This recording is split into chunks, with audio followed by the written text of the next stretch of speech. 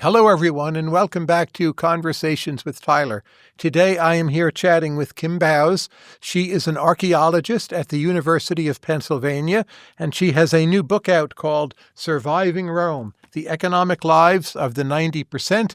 It has perhaps been my favorite economics book of the last year, though I think to the rest of the world it is more of a history book and an archaeology book. Kim is also extremely well published in the history of Christianity, religious spaces, Christian spaces, what homes were like, what rooms were like in the Roman Empire, and much more. Kim, welcome. Thanks, Tyler. It's great to be here. I have many questions. Let's start with houses. If I were back in time and I visited a Roman elite house, what is it you think you would find most surprising?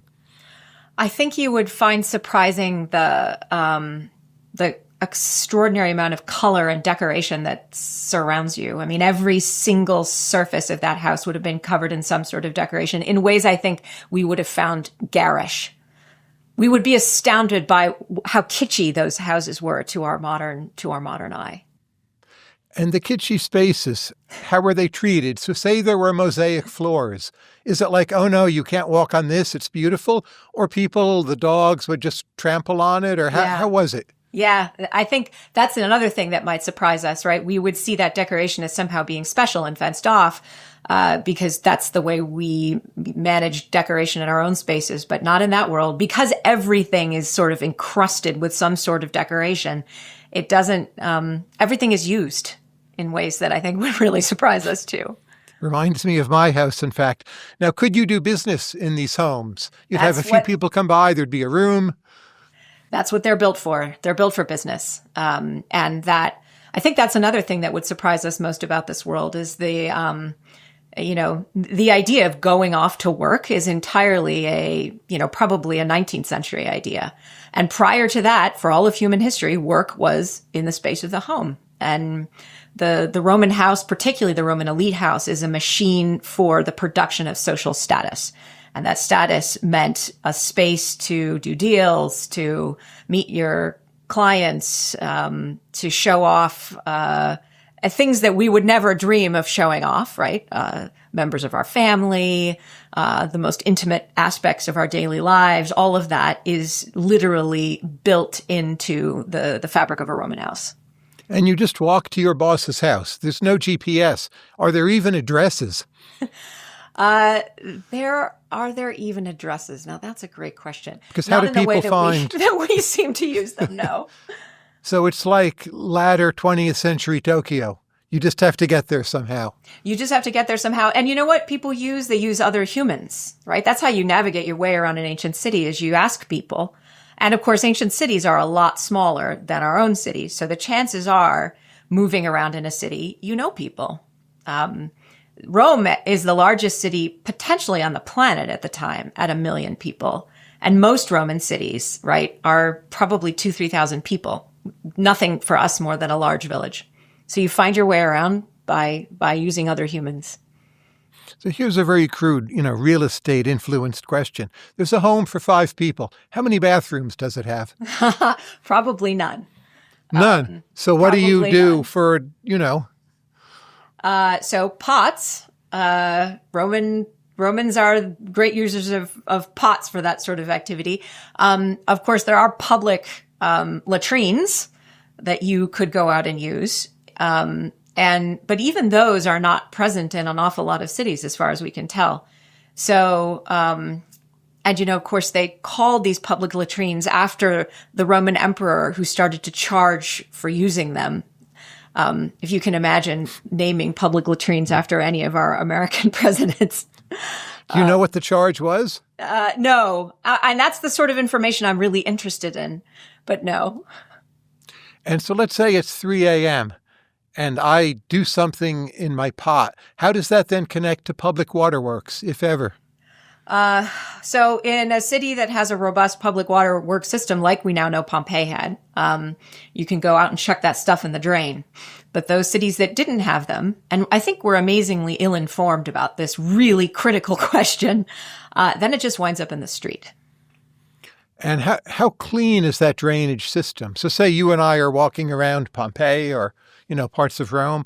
Are we having to hold our noses, or is it like a city in India today, or what would you compare it to? What's your sense? I mean, of course, Indian cities are moving very quickly to clean up their hygiene. You're absolutely holding your noses. And this is, I think, what's really interesting about the Roman world. On the one hand, it has some of the most advanced, and they put so much energy and treasure into things like public infrastructure, like sewers and drains. And at the same time, right, these are incredibly dense, unprecedentedly dense spaces. And so getting on top of the poop problem is a kind of insurmountable problem. So if a visitor, any of your listeners, goes to Pompeii, you will notice that there are stepping stones to get across the street. And this is to keep you out of all of the refuse in the street. And this is a city that has really good public sanitation. It's just not quite good enough. An elite home, are there pets? Oh, yes. They have dogs. And of course, famously, both from actual images and from the famous story of the visit to this freedman Trimalchio and his dinner party, you might even be greeted by an image of a dog instead of an actual dog that says, literally in Latin, "Cave canem," beware of the dog. So you would have dogs and you would have fake dogs. Only dogs or other pets too? Anyone had a pig or? So they kept animals in, if we're talking about elite homes in the city, this is something that we're starting to learn about, how much urban agriculture there is. So people might keep, small animals. Pigs are good.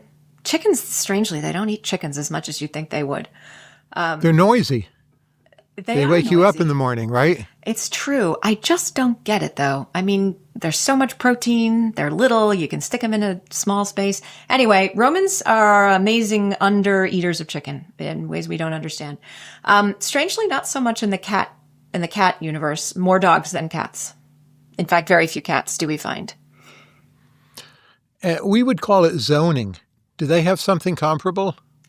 A bit of a controversy, really. For the most part, no, they don't have zoning. And elite houses and the houses of the 90% all rub cheek by jowl up against one another in these cities. What there are places that have more public type buildings than private type buildings. You have to remember too, Tyler, that the only city that we've excavated enough of to even remotely begin to answer these questions is Pompeii, and to a lesser extent Herculaneum, and maybe a handful of other places. So I'm trying to answer your questions on the basis of not very good data. But in general, from what we can tell, not a lot of zoning. But you know better than anyone else, I might ask, right? Do Jewish homes use space differently at all, or it's just the same? Jewish homes? Yes. So the first question you ask is, how do you identify a Jewish home? Can you? Not easily. And the best way you're probably going to do it is excavate houses in places that we know are majority Jewish populations. Now, there is one thing that you might use in such areas, which is the presence or absence of a mikveh, a ritual bath. But there's a lot of controversy about how you differentiate one of these ritual baths versus, say, a bath in general or some sort of foot pool or whatever. Jewish houses, I would say, are distinguished mostly by the presence or absence of one of those ritual baths. And again, if you're a poor or working Jewish family, you probably don't have one of those anyway. Other than that, they're pretty much indistinguishable as far as we can tell. When it comes to Roman Empire Christianity, say after Constantine, what would surprise us most about their practices? I think what would surprise me most, and many of my scholarly colleagues, is how few Christians there are. We somehow think that, Constantine declares his support for this religion and then boom, everyone's Christian. When in fact, of course, most people aren't Christian for a really long time. And since you were asking about rich people, it takes a good 50 years, if not longer, for Christian rich people, or for rich people to really say, okay, we're going to go along with this new religion. So I think that's one of the biggest things that would have surprised us in a post-Constantinian world, is how few Christians there really are. Especially when you went to the countryside. You find very few Christians at all for at least 200 years. So it takes a long time for people to be convinced of what's still a new religion. Do we have a sense of what they actually believed? Is it something they went along with, or say they had an active belief in the Trinity? Or what did it mean to them to be Christian? I think if you had asked that question 20, 30 years ago, we could have given you a really clear answer, right? They believed in supporting members of their community. They believed in the Trinity. They believed above all, and this is, I think, probably still we think this, they believed that their God had special powers vis-a-vis what would happen to them after they died, that they would experience a bodily resurrection. And that was new in the world, right? The idea that you would actually come back after you died, your actual physical body. This is something that the Christian God believed and had proven, right, through miracles like the raising of Lazarus, in ways that were very and really quite unfamiliar in a Greco-Roman world and even in a Jewish world. But Tyler, I think one of the big changes that we've realized as we've looked more critically at the sources over the last 20, 30, 40 years is that what bishops wanted Christians to believe versus what Christian ordinary people actually believe were two very different things. And I think that Christians for many centuries afterwards wore many hats. And when they went to church and when they picked up the pieces of the scriptures that they could read or have read to them, they would avow a belief or a set of practices, probably more likely, that we would identify as Christian. And then the other 6 days of the week, they might do things that were entirely different. But this really worried Christian bishops, that Christians weren't behaving in ways that looked sort of differently Christian. Because I think, people kept on doing what they had always done. To deploy a much abused term, but the pagans of that time, did they believe in something concrete, or they're just superstitious, they're going along with different rituals, different festivals, or they have these things, here's my God, my gods, and they actually believe, to ask the Paul Vane-like question? So we know that people in the Greco-Roman world who believed in the traditional pantheon of deities, above all, were less interested in belief and more interested in what you did, right? They were practicers. They insisted and thought it was really important to behave towards the gods in specific ways so that the gods would in turn, this is a quid pro quo back-scratching world, the gods would do to them unto what they had done to the gods, right? So they would ask, I think, much less, what do you believe? That being said, by the time we get to the end of our period, right, say the 3rd century or the 4th century, pagans live in a world in which lots of people are asking questions about belief. And they are starting to wrestle with questions about belief. And they are particularly interested in people, holy men, if you like, who seem to have special powers. And there are lots of questions about what kind of powers these people have. People who can levitate, people who can live for years without eating. And these weren't just Christians who claimed these powers or Jewish holy men. There were all kinds of holy men out there in the sort of marketplace of religion who claimed to have these powers. And so from a world in which mostly you would be asking, what do I need to do? I think increasingly people were starting to ask, what do I believe? And for the Christians, do they have altars in their homes? Do they have altars in their homes? So a vexed and interesting question. In the beginning, I suspect not. But because they live in a world in which all religion, if it's practiced correctly, has some sort of material form, right? You don't just sit and do religion in your head in the Greco-Roman world, because the Greco-Roman world, as we were just talking about a minute ago, is full of stuff. And so the second that there start to be enough Christians and they are, really integrated into their communities, because they start to have a material piece of their religion. So they might not have an altar, but they might have a lamp that has a Christian symbol on it. They have something, right, that is a direction of their worship, and that is a kind of thing that expresses their religious identity. And they start to have them pretty early, as far as we can tell. And they don't wear crosses around their necks or in any other way? The cross is a latecomer to Christian identity. They have other ways of expressing their religious belonging. And remember, the earliest cross in the Christian world isn't a cross like we think of it as a cross like this, right? It's the initials of Christ, which is a Greek chi and a rho, Christos, that are set in a kind of emblem that looks like an X and a P superimposed. And that's the earliest, if you like, symbolic representation of Christianity, not the cross. So say back then there's a Christian private cult, the private cult aspect of it. What would that be organized around? Is it a charismatic leader? Is it some belief? Or is it what part of town you lived in? Early Christianity is entirely private because it can't be public in the sense that it is not officially approved by the Roman state.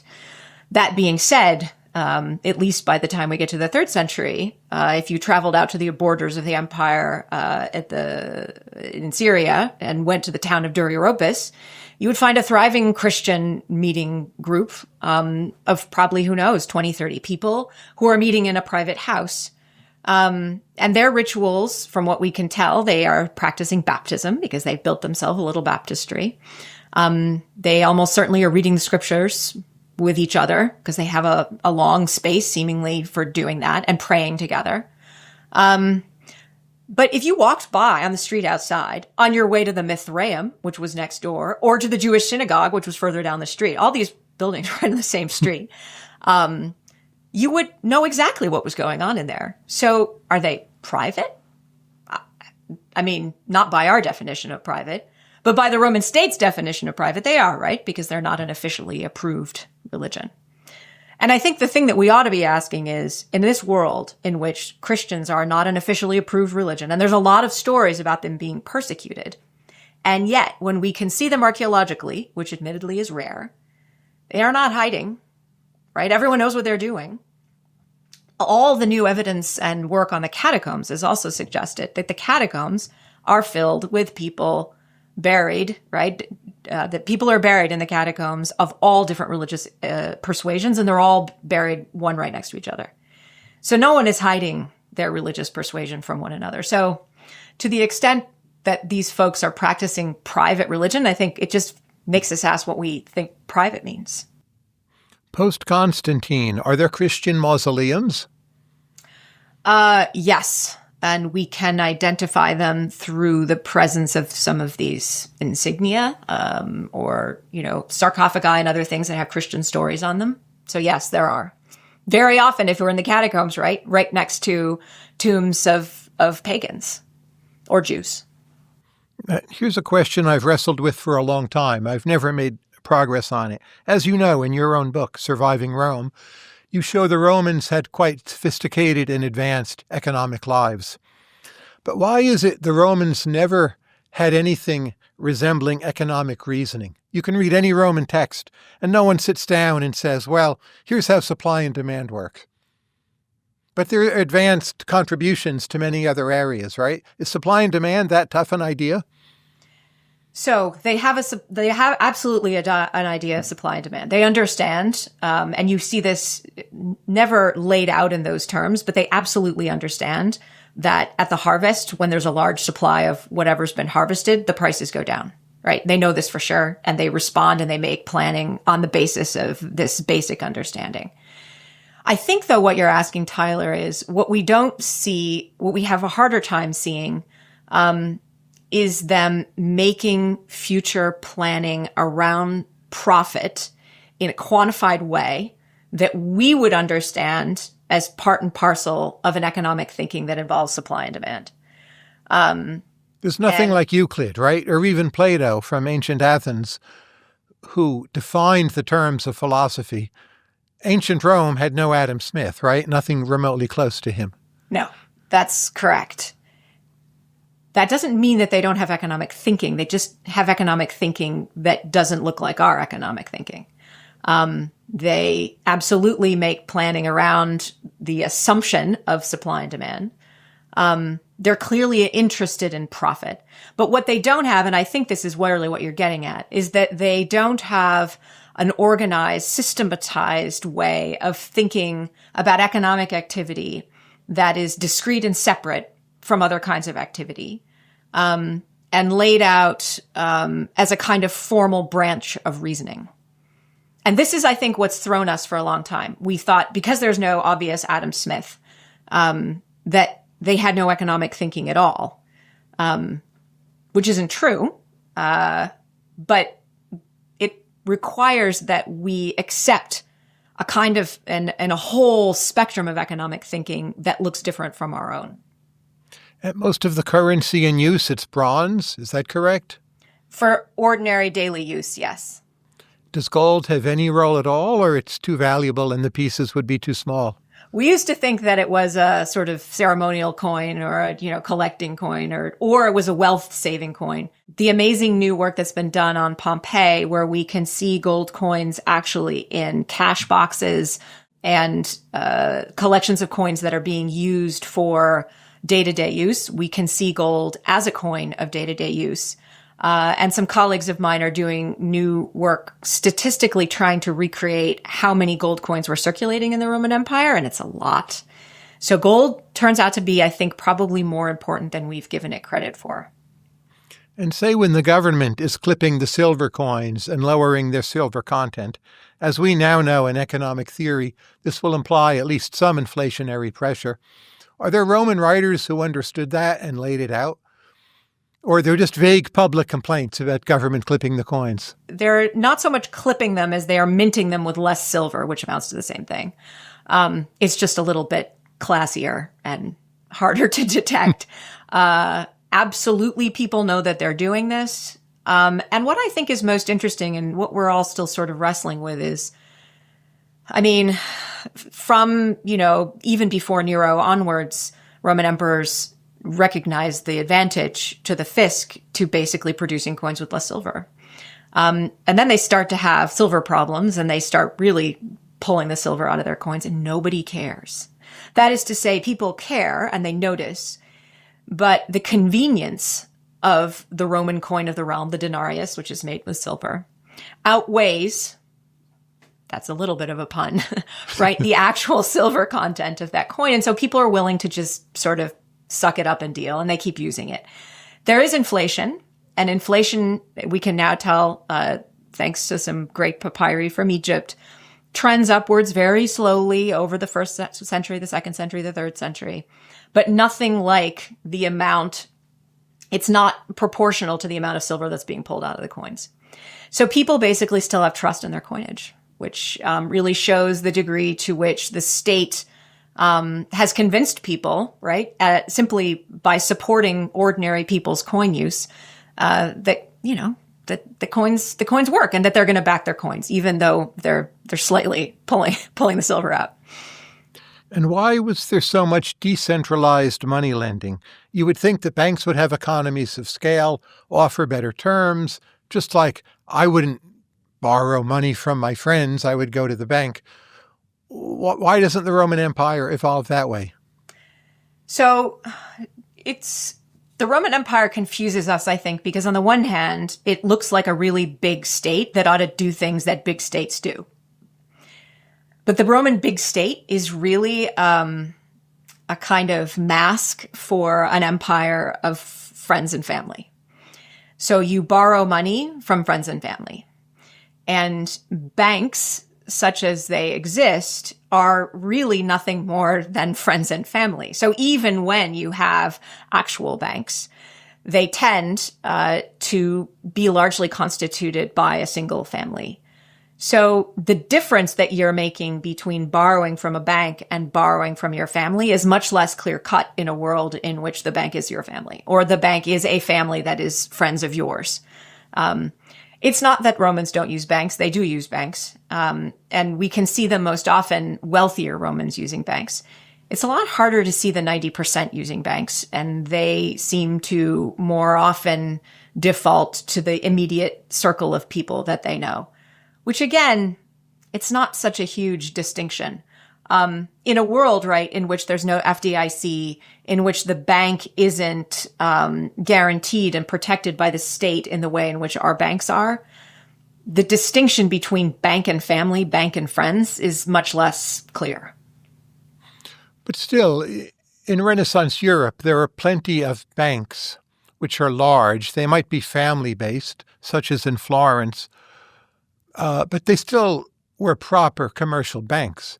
And is it the case Rome had these incredible roads, aqueducts, whole system of empire, but didn't have ordinary banks for the 90%? Well, my colleague Ed Cohen is really going to disagree with me about this. He's the person who's thought most carefully about banking, more in the Athenian Greek world than in the Roman world, for which, to be honest, we have quite a bit less evidence. It's very hard to find the ordinary person using banks. Now, I would say it's not quite so easy to see ordinary people using Florentine banks either, right? Florentine banks we mostly find larger merchants using. And certainly we can see merchants using banks. We also see merchants using things like auction dealers and kind of entities that are functioning a little bit like banks. The important records that we have from Pompeii, from the auctioneer, sort of man of affairs, Caecilius Jucundus, is a nice example of someone who isn't quite a banker in the way that you are imagining, but is facilitating monetary exchange by both lending money at mostly short term and bringing people together, that's some of the most important things that banks do.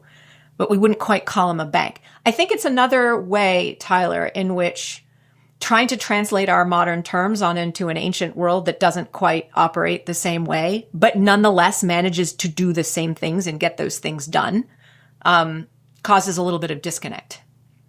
Are there forward markets back then, if I may use that term? That's a great question. Maura Silver has argued that we can see Roman people essentially doing futures trading, mostly around agricultural surplus. And I argued in that book that we all can almost see the poorest of the poor. These are some mine workers in Egypt who are basically using their wages, or not even their wages, their rations, in a way that almost looks like futures. People could absolutely disagree with me about this, and I would probably accept it. And future thinking doesn't quite look like what we would imagine it to be. Let me give you an example. We have a case of an Egyptian shepherd. He's too poor to own any sheep, but he leases his sheep. And then he sells his sheep's future wool before he's sheared it, right, at a rate that's quite profitable to him. And the question is this person really thinking in a future sort of way? Or do they just not have the money to pay the lease on their sheep? And so they're selling the sheep's wool in anticipation to get the money in advance, which is simply basically a loan. And it's hard to know which of these is really. But it's both. I mean, loans and forward markets can be isomorphic, right? Exactly. They can. That's true. And so in a way, the debate about these issues is I think, probably ancient historians, discomfort with the idea of the modern notion of futures as applied to an ancient world. For you, what is the biggest puzzle about the Roman economy? Gosh, that's a really good question. I'm currently really puzzled about how Roman money worked, if I can go back to an earlier question that you asked. What do you mean by that?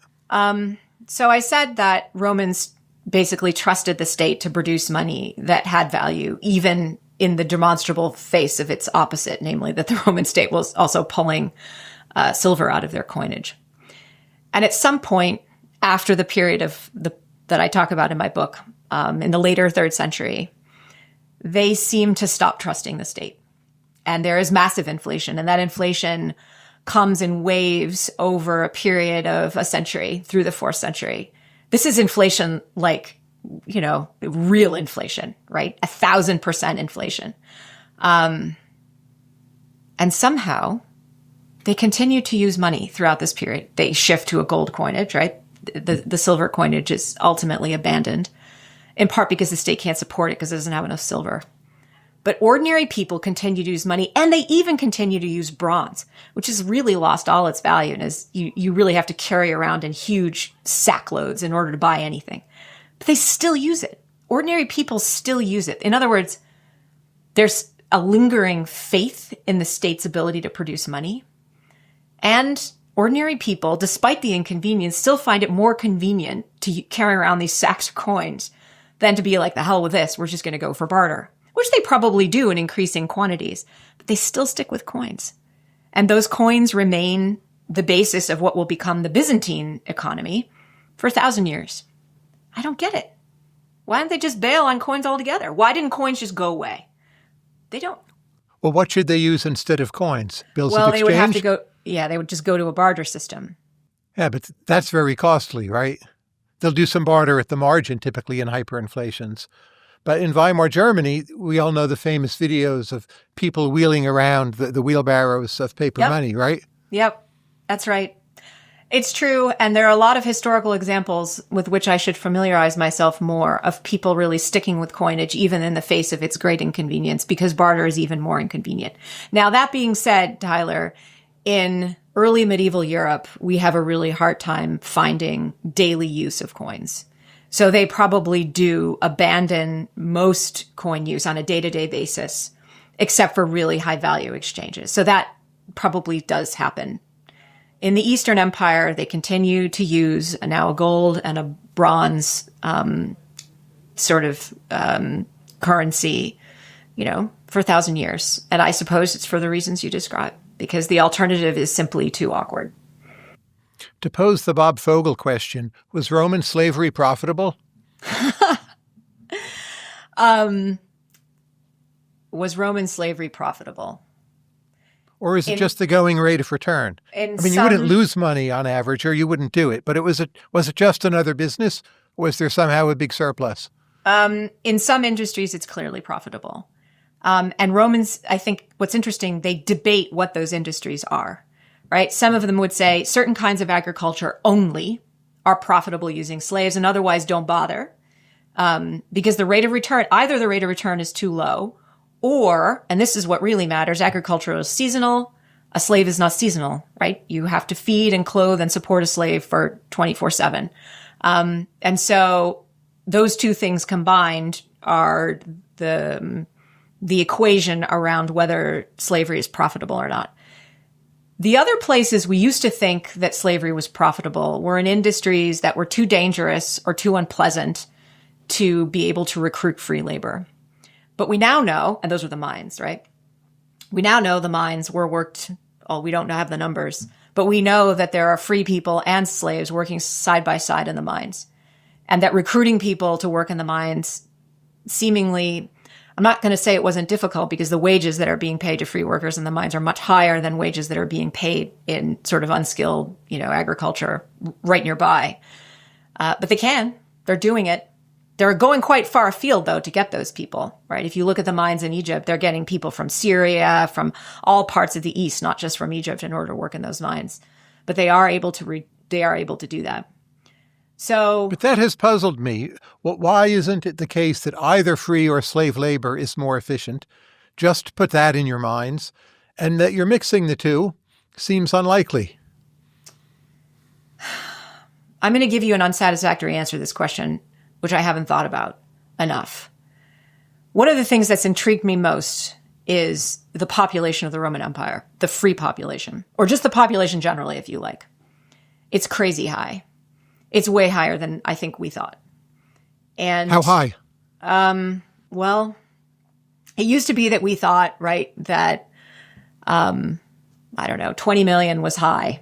I don't think that's high. I think it's as high.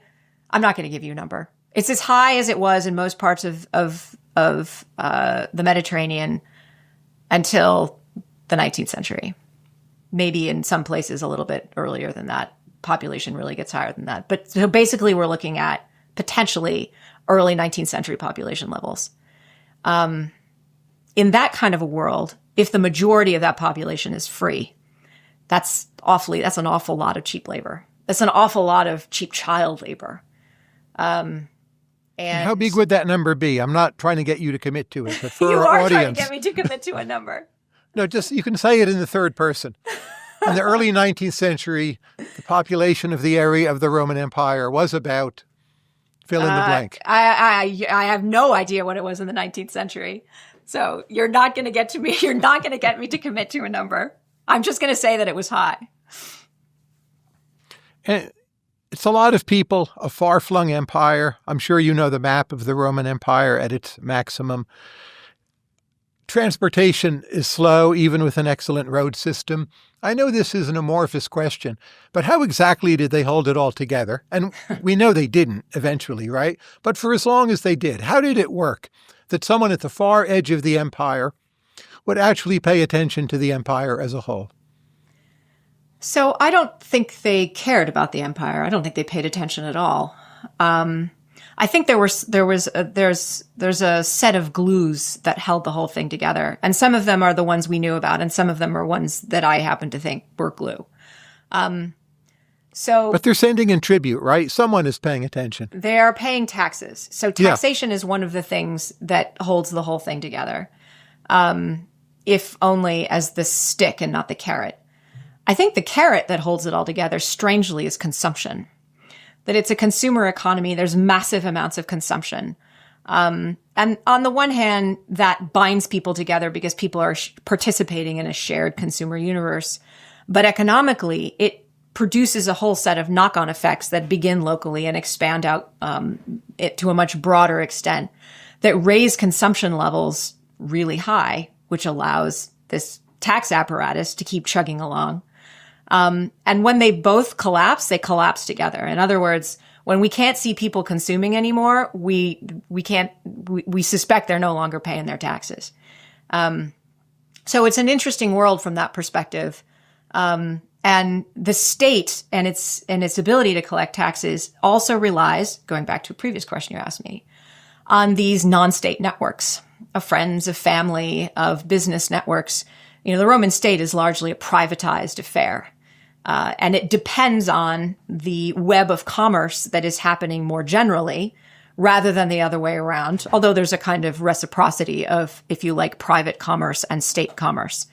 And so insofar as the Roman state really needs people to be exchanging goods in order for it to do the work of collecting its taxes, this consuming world actually helps float the whole boat up. So that's one of the things that I think held it together. So people did it for the clothing. If you like, and the new sneakers, and the And what were your clothing iPhones. options like then? Say you're part of the empire, at or near its peak. What could you buy in terms of clothes? And how would it be made? How would you get it? Who would ship it where? So we used to think that everyone just made their own clothes, sort of Little House on the Prairie style. And now we know that's not true from some new archaeology. We can see standardized weaving. We can see people, even really poor people, getting clothes from actually quite a long distance away.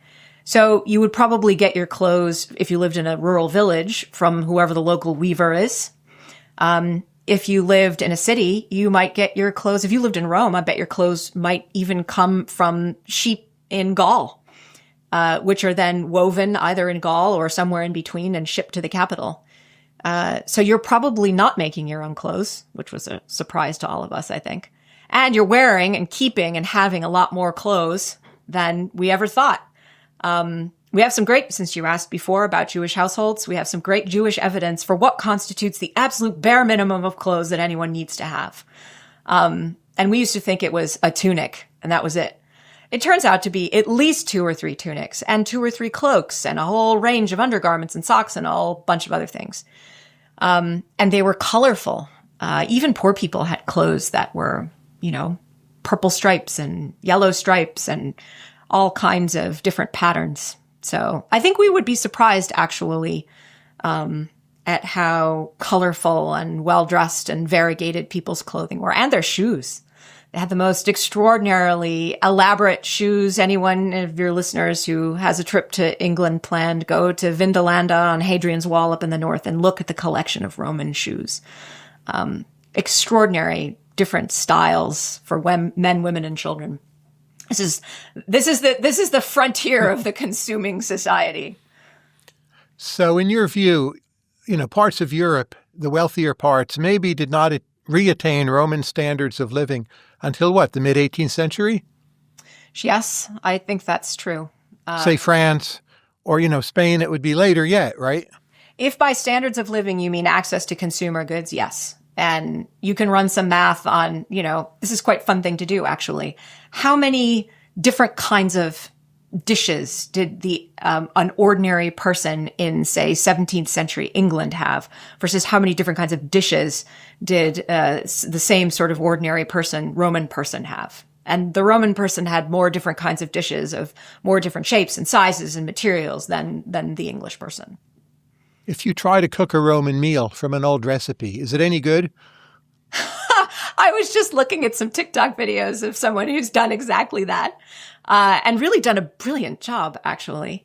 They don't taste like what we think of as tasting good because, again, this is the leitmotif of this conversation, Tyler. It's a completely different culinary world. It combines flavors that we just don't think belong together, like oysters and eggs and honey. Like for that us, sounds okay to me. That's really okay. So go dig out the recipe book of Apicius, and you can go make his various mixed dishes, which really contains some of the most astonishing variety of ingredients. In particular, this mixture of the savory and the super sweet, which I think we would find hard to take. And a lot of medieval cooking is the same, we think, right? Some medieval cooking is the same, exactly. Yeah. And continues to be some North African cooking is the same. So there are culinary traditions that continue that mix these two things.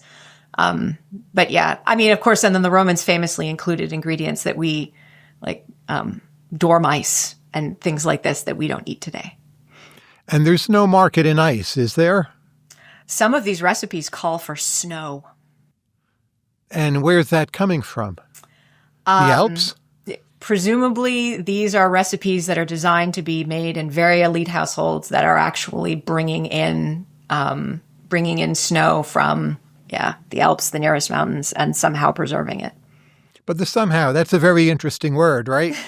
So the Alps are far from Rome. You could carry it in a box, but the snow's going to melt without some kind of technology. What is it you think they actually did? Well, so I come from a part of the world where we long had ice houses, so this is not an insurmountable problem. But if you want to know what I think they did, so first of all, this has got to be a seasonal dish that is not made in August. But the whole point of including the snow is to show you could pull it off, right? That you could somehow roll up in lowland Italy with some snow and astonish your guests. Even if that meant sending your slaves, since you asked about them, right, off to the nearest snow and make them bring it back almost certainly they are using clay and other kinds of ceramics as insulation. There's some from Pompeii, there's some wonderful preserved eggs, which they've figured out how to preserve by encasing them all in clay. And in terms of technology, one reads various crackpots suggesting the Romans had much more advanced technology than we had thought. But those views to me are not obviously wrong. I'm not persuaded by any single one of them, but you've revised the historical picture enough. Do you ever have thoughts about Roman technology being quite a bit more advanced than what we had thought? So I think what the sort of maximalists of Roman technology would argue is that the Romans didn't invent too much that hadn't already been at least in the works in the Greek world. What they did was make it bigger and increase the size of everything from all kinds of water-powered devices, which is mostly what we credit them with, to the expansion of the use of mortar and inventing mortar that's set underwater, which is a huge innovation. So that the Romans are not so much inventors as they are giganticizers, right? They make everything bigger and they expand the scale. Now, what I wish I could see more of, but still don't see, is ordinary people having access to this technology. We still can't see, water wheels, for instance, being used on sort of small farms. That would be a game changer to my mind, but we don't see that yet. I can only think of, a handful of examples where we can see small farms with water power. And agriculture is the biggest industry. They make their looms really big. So textile manufacturing is the biggest industry after agriculture. Their looms get bigger. But do they really change textile manufacturing? They don't ever invent the spinning wheel, as far as we can tell. That was a game changer.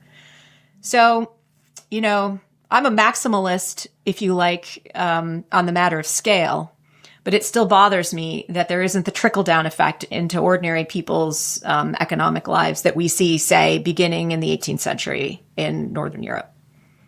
Well, when Romans go, say, to Ptolemaic Egypt, where science was quite advanced, did they have science envy, or they don't care, or it's ho-hum, or they already knew it, or how do you interpret that? Well, of course, the Romans beat the Ptolemaic kings and take over Egypt for their own. And they certainly regard themselves as the inheritor of Greek knowledge. But I don't know that they would look at it in terms of envy any more than they do any other Greek things, right? They understand that the Greeks are their superior in all kinds of branches of not only knowledge, but art and the sort of, if you like, the art of living. And they acknowledge their debt to that. But given their sort of seamless integration of many of these, if you like, technologies, I think they see it as their due. And how much contact does Rome have with China back then? Do they know about China? Do they have China envy? They learn from China? Do they have China envy? Not that we can tell. They certainly have contact with China, but through lots of middlemen, if you like. And increasingly, we can see and understand the scale of the contact that they had with India and the Indian subcontinent.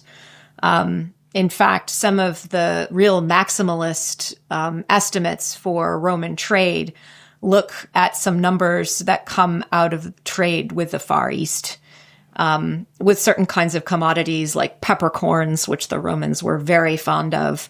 And in fact, we can now see ordinary people using peppercorns, at least occasionally if they lived in a city. Those they had to get from the East. Certain things like that we imagine, like ivory and other kinds of commodities that can only be found in the East. And the value of those is extremely high, even if the scale quantities of that movement are probably pretty low. So today, right, it's not only the monetary value, but the scale of our relationship with China that makes us think. I think the Roman trade with the East, it certainly wasn't around basic staple commodities in the way that it is today. Let's say I'm a well-to-do Roman and I decide I want to walk to India. Other than my own common sense, is there anything that will stop me? No. You could walk to India if you want to. So I could do it? Sure, you could do it. Why would you want to? Curiosity. Well, why did people cross the Atlantic, right? That was really insane, but they did it. Well, I think the real issue that I'm asking is about the walking rather than the sailing, which is certainly what they would have done rather than walk. Romans never walk anywhere if they can take a boat, because it's obviously much quicker and faster to sail. What would you most like to learn from the Vesuvius challenge scrolls? They're being deciphered, right? Using AI. Well, I frankly, not very much, actually. I'm a little perplexed about this project, not least because it seems as though many of these works we have, some of them will doubtlessly be new. But obviously, I'd prefer we spent more time on the millions and millions of papyri that exist in museum collections and libraries around the world that haven't yet been published, which relate to the activities of ordinary Romans, rather than spending millions and hopefully not undertaking unnecessary excavations for a few, admittedly very sexy, but ultimately, I think, not game-changing papyri in that villa. But say there's a lost book by Aristotle in there. A lost book by Aristotle? Right, which is entirely possible. Yeah, it's true, but you're asking the wrong person. Do I think that we should be putting all of our limited amounts of academic treasure into a new book of Aristotle, or revealing the lives of the 90%? I'll back the 90% any day. And we don't have to do any more digging to find them, right? Because they've been excavated. We just have to study the stuff we have. Why don't we know more about ancient Carthage than we do? Well, there is a rather large modern city sat on top of it. But same with Rome, right? That's true. I was getting to the second part of my answer. There's been a great work, right, over the years done by on Carthage. The Romans so successfully built on top of the Carthage I think you're talking about, Punic Carthage, that they eradicated, huge swaths of it. So it's very difficult to get at those really early pre-Roman levels. So that when the Romans claimed that they destroyed Carthage, they didn't so much completely level it as they just built a massive Roman city, which was extremely wealthy and very big on top of it. So actually getting underneath to find Hannibal's Carthage is a really tricky business, complicated by the modern city. And of course, we didn't care, right? We believed the Romans when they said they destroyed it. And we believed the Romans when they said that they had eradicated, those nasty Carthaginians, and we didn't care. And now I think we're realizing how important the Carthaginians were and how important the sort of whole Punic-speaking world was. And now we're gonna go back and find them. It's great. There's very long-standing debates on why Rome declined. You look at Rome from a different perspective, that of the 90%, using archaeological methods. Does that give you a different view on why Rome declined? So I am writing a sequel to the book that you had in your hand a minute ago on exactly this question, or maybe not the question of why Rome declined, but what it was like to live through those years, those centuries of, if not decline, then complete transformation. I think that I will propose ultimately a really different answer than the one that's been proposed before. That is obviously an economic answer. And it has to do with the state as well and its ability to collect taxes, but it also has to do with the synergy between ordinary people's consumption and production, and the ability of that state to survive. They both needed each other. And ultimately, a whole series of things happened that broke that feedback loop. And, one of those things I think has to be, this is what I'm puzzled by. You asked me about that previously. So I said money. The second thing I'm really puzzled by is demographics. I'm not going to give you an answer to how many people lived in the Roman Empire, but I can tell you that an awful lot fewer people, right, lived in, say, the 5th century. And population decline sets in Roman Italy almost certainly even by the late 2nd century. So maybe even, it's already starting under the reign of Hadrian. And this isn't true across the empire as a whole, and population numbers are radically different, say, in Britain versus Italy versus Egypt. But it's clear that the population declines. And in some cases, it declines precipitously and stays low. And this has an enormous set of knock-on effects for the state and its ability to collect taxes, but also for that cycle of consumption and production that works at a kind of local level. It falls apart. It worked when population was high and dense, and then it failed to work when that population emptied out, particularly in the countryside. And how does the plagues hypothesis fit into your view? Yeah, I don't think it's plague. I think plague is working on a population that's already declining. Or rather, it's not the plague that we think. The Justinianic plague is too late. That ship has sailed by the mid-6th century the early to mid-6th century when the Justinianic plague gets going. But of course, remember, there's at least 2 other major plagues that we know about and probably a whole bunch of ones that we don't, which, if you think about it, and I'm right that the population is unusually high, are an inevitability. Right? And in a world which, circling back to your earlier question about sanitation, in a world which is hyper-dense, hyper-urbanized, and yet still never really managed to solve the urban sanitation problem, endemic disease of cities, cholera, dysentery, all the real killers are really important and very high. The possibility for a bigger event to cause a demographic shock is high. Why those population numbers then would have stayed low is something that I still have to figure out. But if you want my early forecast, inflation and population, those are the two culprits behind what happened to the Roman Empire. A few questions about method. Just tell us, what is landscape archaeology? Landscape archaeology is using mostly non-excavation methods, so picking up ceramics on the surface of the ground, using new technologies like geophysics, or aerial photography, or now drones, to examine whole landscapes rather than individual sites, most often in what we call non-invasive methods, that is to say, not digging. And so the goal of landscape archaeology is to actually understand large swaths of mostly the countryside and its changes over time, rather than cities on the one hand and individual sites on the other. So put aside your teaching, put aside your writing. If someone asks, like an 8-year-old asks, what do you do? You're out there somewhere. You wake up in the morning. What is it you actually go out and do? Sometimes I'm being very flip and I say, I dig up dead people's garbage, which isn't untrue, but because that's what we do. But if you're asking, what do you do on a dig? Is that what you're asking? Do you hold the shovel? Do you give the orders to the people with the shovels? What is it you do? Yeah. I try to hold the pick, my favorite instrument, as much as possible, although I am very often don't get to do that.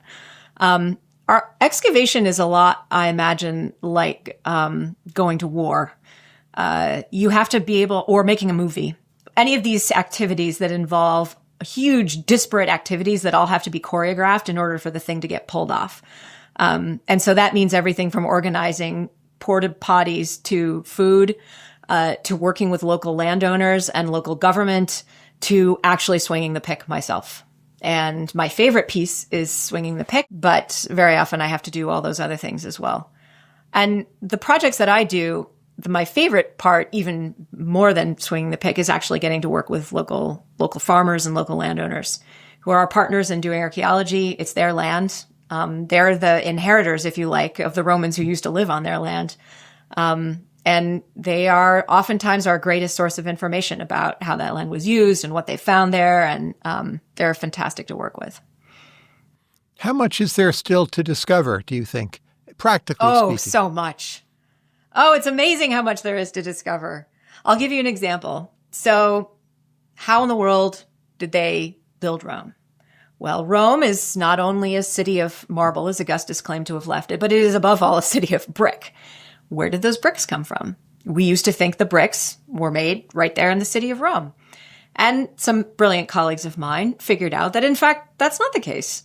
That the Romans could never have made all the bricks that built Rome right in the city of Rome because they'd already cut down all the forests. So they had to keep moving farther and farther outside of Rome in order to actually make the very fabric that the city was made from. And we didn't know this until 20 years ago. And only recently have we actually found this massive industrial belt of brick factories going up and down the Tiber Valley, probably 80 to 100 kilometers away from Rome.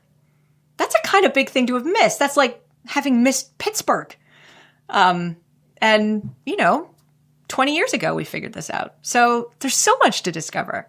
Think about it. For Italy, the number of farms, this is the majority of the economy, is smallholder farmers. How many farms have we excavated? 10? 15? That's amazing. So much left to discover. Now, you grew up in Big Moose, New York. How has that influenced how you approach the Roman Empire? So I think I understand what it means to live in small communities, and most Romans lived in small communities. I didn't grow up in a city. Most Romans, despite the fact that we now know a lot more than we thought lived in cities, most Romans still didn't live in cities. I think the thing that made the biggest difference to me, though, Tyler, is that I grew up in a small family business. And most businesses in the Roman world were small family businesses. And that gave me an interest and experience in the multitude of things that have to happen for a small family business to work. The Roman world, as I keep emphasizing, right, is a world of friends and family. It's a world that, while bigger in scale than most worlds before the 19th century, still operates very much at that level of friends and family. And that was the small business, small world that I grew up in. A doctoral student comes to you and says, I want to find something like those newly discovered brick factories. Where should I actually go and look? Where do you send them? Increasingly, actually, I've been sending, since you asked about papyri, I send them to the papyri. So these amazing efforts by colleagues who work on papyri have increasingly put huge swaths of what amount to the economic records of the ancient world online. Papyri.info. Any of your listeners can go and look it up. There are thousands of papyri that have not been either published or analyzed or really made use of in the ways that we now can do, now that they're so available to us. And those papyri, although they only relate to Roman Egypt, or mostly, so a tiny corner of the Roman world, it was arguably, right, the breadbasket of the Roman world, one of its most important economic regions. And they have so much to teach us. And 20 years' time, I think we're going to think completely different things about the Roman economy. And that's going to be because of the papyri. The second place that's going to change the way we think about the Roman world or the ancient economy generally is all of the new excavations that are going on in advance of modern construction. And once Italy and Spain and Southern Europe start to have the same rules and laws that basically make partners of development and archaeology, we're going to have huge amounts of data from those places as well. And so it's really modern construction and the archaeology that goes on around modern construction that's transformed our knowledge about, say, Roman demographics or Roman farming or any of these other activities that make up the heart of the Roman economy. A lot of that material hasn't been studied. It's all out there. So that's where I send them. And is it much harder to do work outside the EU? Say someone wants to go to Tunisia. Is that just as easy, or there's additional obstacles, legal, regulatory, cultural? Excavation is, it's challenging everywhere, right? And for reasons that in many cases are correct, right? These are countries that have experience of foreign archaeologists coming in and taking stuff and leaving with it and leaving them with nothing. And they're quite keen, understandably, to prevent that from happening in the future. I don't know that it's harder to dig in Tunisia than it is in Greece. It's really hard to dig in Greece. Because of the law. Because of the law, and because of the way in which, again, responses to sort of foreign predation of Greek antiquities produced a set of structures which one has to work within. And those don't exist necessarily in Tunisia. And there's amazing Tunisian colleagues with whom one can partner and develop projects that are of interest to, both parties. The EU, there is no, as far as archaeology is concerned, there is no such thing as the EU. You really are operating at the level of the nation state. And inside some of those nations like Spain, you're really working at the level of the province. And that's your partner, right? That's the person or the entity with which it's either difficult or easy to work. So it really varies all over the place. Last question. Put aside Rome and assume there's no monetary constraint. An educated person comes to you and says, I have 3 weeks. I'd like to do a tour of the Roman Empire, but, I've already seen everything in Rome. What do you outline for the tour? Where should they go? 3 weeks. 3 weeks. Give or take. If you need another day, that's fine. So I think I would start them off at Hadrian's Wall. Hadrian's Wall is extraordinary for a whole bunch of reasons. As one of the few places the Romans actually built a border, it's a kind of extraordinary statement of empire.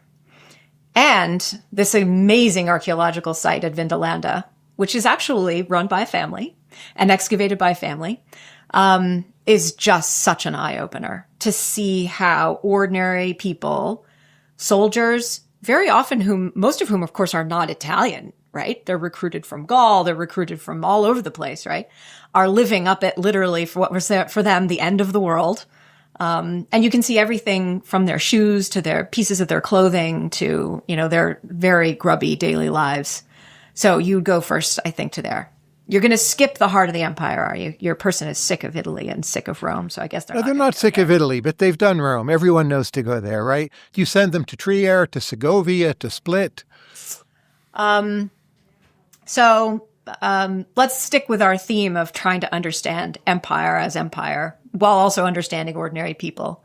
Yeah, sure. Let's go to Split and see the great palace of Diocletian, which is now home to some beautiful cafes and restaurants and gift shops, right inside the great courtyard where Diocletian would have greeted you if you were lucky enough to obtain an audience. And this is an amazing palace, right? Because it's a testament to an emperor who said, I am stepping down, right? I said I was in here for a limited amount of time. I'm going to observe my term limits. It's the first and only time in the history of the Roman Empire and most empires in which a leader has said this, and I am going to retire, and retire he did, and retired to this extraordinary palace/military garrison on the coast of Croatia.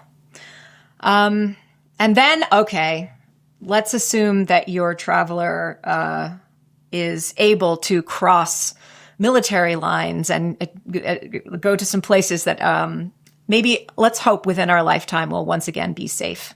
So this is an aspirational trip.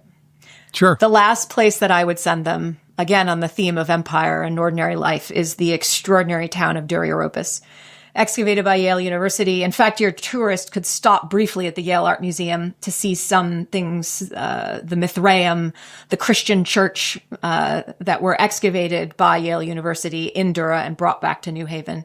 Duriaropus was another frontier garrison town on the Euphrates, and preserved for us because it was sacked by Rome's one of their greatest enemies, the Parthians, in the late 3rd century, and preserved a whole town with all of its religious diversity and ethnic diversity, including the ordinary lives of merchants who penned their graffiti accounts on the wall, to people's daily meals, and this extraordinary succession of religious buildings with which we began this conversation: a Christian church, a Jewish synagogue, and a Mithraeum. Awesome. Again, a plug for Kim's great new book, Surviving Rome, The Economic Lives of the 90%. Kim Bowes, thank you very much. Thanks so much, Tyler.